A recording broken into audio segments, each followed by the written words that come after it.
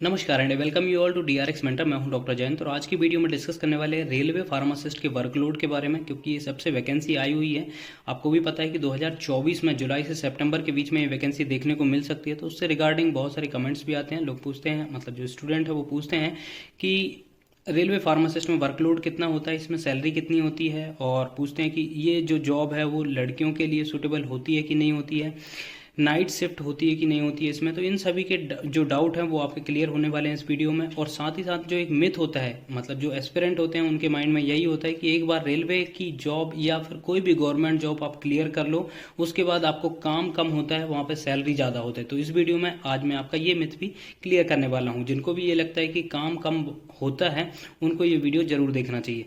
ठीक है, तो चलिए स्टार्ट करते हैं। बट उससे पहले, जब आपने चैनल को सब्सक्राइब नहीं किया तो चैनल को सब्सक्राइब कर लीजिए, सो दैट आपको फार्मा रिलेटेड जो भी इंपॉर्टेंट इन्फॉर्मेशन है, स्टडी मटेरियल वगैरह और स्ट्रेटेजी रिलेटेड सभी कुछ इस चैनल पे आपको मिलने वाला है। तो सबसे पहले बात करेंगे जॉब प्रोफाइल के बारे में। तो फार्मासिस्ट आपको पता है, इन जनरल बात करेंगे तो फार्मासिस्ट का जो रोल होता है वो होता है कि जो प्रिस्क्रिप्शन में मेडिसिन लिखी हुई है, जो डॉक्टर ने प्रिस्क्रिप्शन में प्रिस्क्राइब की हुई है, उन मेडिसिन को इशू करना और उसको पेशेंट को डायरेक्ट करना कि इन मेडिसिन को कैसे यूज़ करना है, उनको राइट डायरेक्शन देना कि कौन से रूट से यूज़ करना है, ओरल यूज़ करना है, ठीक है, जो इंजेक्शन वगैरह है उसके बारे में बताना है कि आईएम लगवाना है, आईवी लगवाना है, तो उन सभी के बारे में डायरेक्ट करना।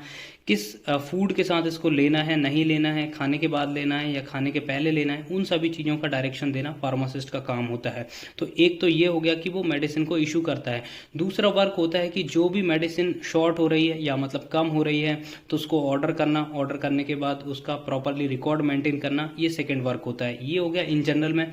लेकिन जो गवर्नमेंट फार्मासिस्ट होते हैं उनके पास कुछ एडिशनल वर्क भी होते हैं, जैसे कि आपको पता है वहाँ पर जो भी, जैसे ईएसआईसी हो गया, सीजीएचएस हो गया, रेलवे हो गया, इनमें दो काउंटर होते हैं। एक तो होता है जहाँ पे गवर्नमेंट सप्लाई की मेडिसिन मिलती है, दूसरा काउंटर होता है लोकल परचेस का, जहाँ पर कि जो पेशेंट्स होता है उसको पर्टिकुलर मेडिसिन लिखी हुई होती है और वो स्टोर जो हमारा काउंटर है वहाँ पर अवेलेबल नहीं होती है, तो वो फार्मासिस्ट को बाहर से परचेस करके उस पेशेंट्स को, पर्टिकुलर पेशेंट को देना होता है। उसको बोलते हैं हम लोकल परचेस। ठीक है, तो ये दो काउंटर होते हैं जहाँ पर कि फार्मासिस्ट को वर्क करना होता है। ठीक है, तो अब यहाँ पर जो पेशेंट्स आते हैं उनको मेडिसिन प्रिस्क्राइब करना, प्लस प्रिस्क्राइब नहीं, उनको इशू करना, प्लस उनको एक्सप्लेन करना कि कैसे इनको यूज़ करना है प्रॉपरली। दूसरा जो वर्क होता है फार्मासिस्ट का कि रिकॉर्ड मेंटेन करना, कितनी मेडिसिन आई और किसको प्रिस्क्राइब करी, ये पूरा। ऑल दो अब तो डिजिटल सिस्टम आ गया है तो उसमें पूरा रिकॉर्ड हो जाता है। थर्ड जो वर्क होता है एक्सपायरी मेंटेन करना, जो भी मेडिसिन एक्सपायर हो रही है उसको प्रॉपरली डिस्पोज करना या फिर उसको जो भी रिटर्न करना है तो वो रिटर्न करना। थर्ड, जो मेडिसिन शॉर्ट हो रही है या कम हो रही है या बहुत ज़्यादा है और वो एक्सपायर होने वाली है तो उसको प्रॉपरली उसको डिस्चार्ज करना कि यदि कहीं दूसरी डिस्पेंसरी में उसकी रिक्वायरमेंट है उस पर्टिकुलर मेडिसिन की तो उसको वहाँ पर सेंड करना। तो ये सभी काम फार्मासिस्ट के होते हैं, इन जनरल होते हैं। बट रेलवे में, मैंने जितने भी रेलवे मेरे फार्मासिस्ट फ्रेंड हैं उनसे बात करी तो उनका कहना है कि यहाँ पर एक क्लैरिकल वर्क भी होता है, जैसे कि रिकॉर्ड मेंटेन करना। जो भी हॉस्पिटल होता है, जैसे रेलवे के जो हॉस्पिटल्स होते हैं, जो छोटे माइनर हॉस्पिटल्स होते हैं, वहां पर एक ही रेगुलर स्टाफ होता है, ऐसा वो बता रहे हैं कि सिर्फ एक ही रेगुलर स्टाफ होता है, वो फार्मासिस्ट ही होता है। तो उसको सारा कुछ मेंटेन करना होता है। डॉक्टर की सैलरी हो गई, जो नर्सेस होते हैं उनकी सैलरी हो गई, जो डेटा एंट्री ऑपरेटर होगा उनकी सैलरी, सफाई कर्मी होगा उनकी सैलरी। अब जैसे जो भी एक हॉस्पिटल चलाने के लिए मिनिमम रिक्वायरमेंट होती है वो सभी कुछ गवर्नमेंट की तरफ से आता है, तो उसका रिकॉर्ड मेंटेन करना, जैसे कि सफाई कर्मियों के जो भी आपके झाड़ू वगैरह पोछा आते हैं या फिर आपके कंप्यूटर्स वगैरह आते हैं या स्ट्रेचर्स वगैरह आते हैं, तो जितना भी सामान आता है एक हॉस्पिटल में उन सभी का रिकॉर्ड मेंटेन करना वो फार्मासिस्ट का ही काम होता है। दूसरा होता है इन सभी की सैलरी बनाना। कभी कभी क्या होता है कि आपका डेटा एंट्री ऑपरेटर नहीं होता है तो डेटा एंट्री भी करना, जो पेशेंट आ रहा है उसकी एंट्री भी फार्मासिस्ट का ही काम होता है। स्टोर मेंटेन करना, तो ये सभी अदर वर्क होते हैं जो कि बहुत ज़्यादा होते हैं। ठीक है, आपको लगता होगा कि सिर्फ गवर्नमेंट फार्मासिस्ट का काम बस मेडिसिन को इशू करना होता होगा, ऐसा नहीं होता है। आपको इतने सारे वर्क भी करने होते हैं रेलवे की जॉब में। अब यहाँ पर पेशेंट्स की बात करें तो यहाँ पे दो टाइप के पेशेंट आते हैं। पहला तो आपका रेलवे का एम्प्लॉय आता है, दूसरा आता है रेलवे का पैसेंजर, जिसने भी लीगल टिकट ली हुई है। यदि उसको प्रॉब्लम होती है ड्यूरिंग जर्नी तो वो, यदि आप उस स्टेशन में या उस जो ट्रेन वो पास हो रही है या आप वहाँ पर प्लेस्ड हैं तो उसको आपको अटेंड करना पड़ेगा यदि उसको कोई प्रॉब्लम हुई है तो।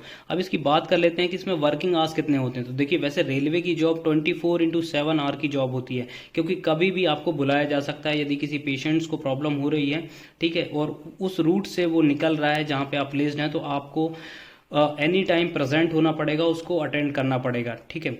वैसे इसके ऑफिशियल आवर्स होते हैं 9 to 1 PM, मतलब सुबह के 9 बजे से दोपहर के 1 बजे तक एक शिफ्ट होती है, दूसरी शिफ्ट इवनिंग में होती है 4 से 5 बजे की। तो ये इसके 2 ऑफिशियल आवर्स होते हैं।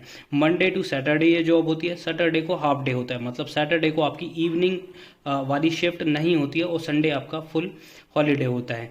तो ये इसके वर्किंग आवर्स होते हैं। बट ये 24 आवर्स की जॉब होती है, क्योंकि आपको कोई भी पेशेंट्स आपके रूट से निकल रहा है तो दैट मीन्स आपको उसको अटेंड करना ही पड़ेगा। इसके अलावा क्या होता है कि यदि पेशेंट्स की लाइन लंबी है, ठीक है, तो आपको एक्स्ट्रा वहाँ पे रुकना पड़ेगा, और जब तक वो पेशेंट्स की लाइन नहीं चली जाती आप वहाँ से मतलब क्लोज करके डिस्पेंसरी नहीं जा सकते जब तक लास्ट पेशेंट्स को आप मेडिसिन नहीं दें। अब इसमें पेशेंट्स की बात करते हैं कितने पेशेंट्स आते हैं, तो इसमें यूजुअली पेशेंट्स बहुत कम आते हैं, 70 to 80 पर डे आते हैं, ठीक है। बट क्या होता है कि यदि अदर कोई पेशेंट जैसे कहीं पे कैजुअलिटी हो गई है या ट्रेन वगैरह आपने सुना होगा जैसे बालासोर वगैरह की ट्रेजेडी वगैरह हुई थी अभी, तो वहाँ पर आपको भेज दिया जा सकता है, वहाँ पर आपको जाना पड़ेगा। तो वहाँ पर जितने जो पैसेंजर्स होंगे उनकी टेक केयर करना, उनको मेडिसिन वगैरह देना, वो सभी फार्मासिस्ट का काम होता है। तो ये थोड़ा सा वर्कलोड होता है इसमें। बाकी जो क्लैरिकल वर्क वगैरह होता है उसका लोड होता है, ऑल्दो इतना ज़्यादा वर्क भी नहीं होता है। यदि वहाँ पर प्रॉपर फार्मासिस्ट मतलब जैसे जितनी स्ट्रेंथ में चाहिए यदि वहाँ पर उतने होंगे तो वर्कलोड कम होता है।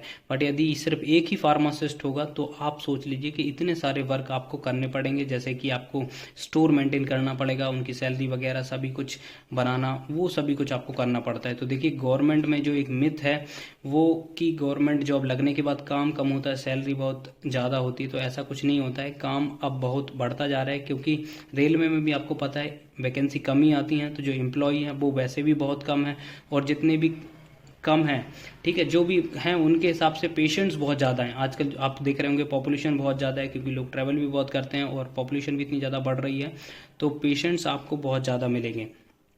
और जैसा कि हमारी लाइफ स्टाइल है तो उसके अकॉर्डिंग अब क्या होता है कि डिसीज़ भी बढ़ रही हैं, तो जो रेलवे के खुद के एम्प्लॉई हैं वो भी वहाँ पर आते हैं। तो एक वर्कलोड तो बहुत ज़्यादा होता ही है, चाहे वो आप रेलवे फार्मासिस्ट का ले लें या CGHS ESIC का ले लें।